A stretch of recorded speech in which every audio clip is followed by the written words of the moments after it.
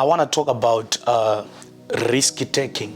When we talk of risk taking, we are talking about doing what others are afraid to do, going where others are afraid to go.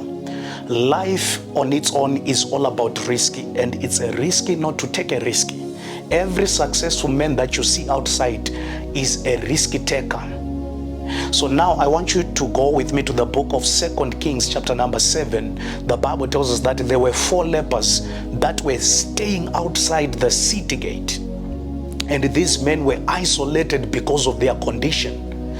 And the Bible tells us that because of the great famine, nobody wanted to associate with these men. And due to the famine, nobody was affording to throw away food.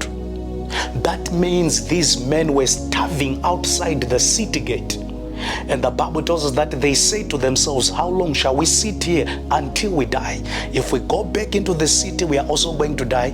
If we remain seated here, we are also going to die. If we march forward, there is an army of the enemy that is waiting for us. The Bible tells us that they decided to march forward. They understood the power of decision making.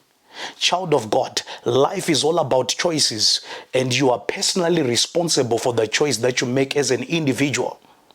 It is your responsibility to pray and to rely upon the Spirit of God when it comes to decision making. These men understood that backward never, forward ever. Despite the enemy, despite the army of the enemy, they chose to march forward. In other words, these men, they decided to take that step of faith. They took a leap of faith.